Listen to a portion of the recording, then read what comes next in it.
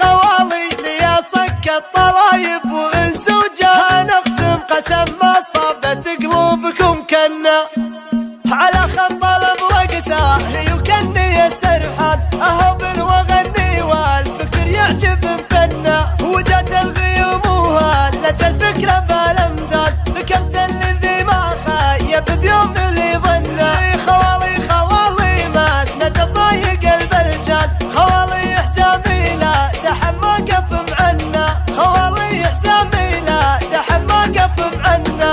خوالي لي صك الطلايب وانس وجاه نقسم قسم ما صعبت قلوبكم كنا يا سند يا ابو ابشر وابو حاضر وخلصان افخار بطاريك ونحميه وحنا بمدحك واسر القوافي على الالحان وطب وتخير دم مشاعرك بك غنى سلامي سلام من حر على ساعدك حلم راعى الوقفه اللي تجلي الهم والونه يا ابو عبيد كفك بالكرم وبالانهتان هالاشعار في مدحك ترى ما هي تكنى عسى الله يبارك حافلكم يا رفع الشان هنشد شعوري شايش وظاهر فنا هنشد شعوري شايش وظاهر فنا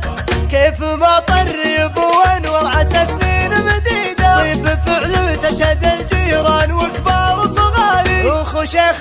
شيخه راعي النوم اسوال الريس ديده الكرم كف ندياك انها البنك تجار نسمع الترحيب من وسط الحفر بين البديده مرحبا يا مرحبا ونقولها سر وجهر بيت ابن خشان والعليا كسبها في رصيده من قديم الوقت وعبيده كساب الفريد ابتدت فكرتنا باسم ابتداها والقصيده براس شاعر هو حماها حالف اني اشلع الفكره بسماها وغرها وقت اللوازم بسماي يمغري دون المصاعب ما يحيدي يمغري فعلا كما الصم الشديدي يمغري نار على العايب ديدي يمغرها وقت اللوازم انتما على خط الابرقسه يكني السرحان اهبل واغني والفكر يعجب مفنا وجت الغيوم وهلت الفكره بالامزال ذكرت الذي ما خيب بيوم اللي ظنا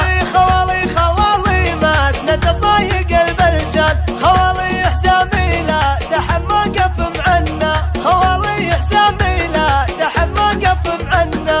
خوالي لي صك الطلايب وانس وجاه نقسم قسم ما صعبت قلوبكم كنا يا سند يا ابو ابشر وابو حاضر وخلصان افخار بطاريك ونحميه وحنا بمدحك واسر القوافي على الالحان وطب وتخير دم مشاعرك بك غنى سلامي سلام من حر على ساعدك حلم راعى الوقفه اللي تجلي الهم والونه يا ابو عبيد كفك بالكرم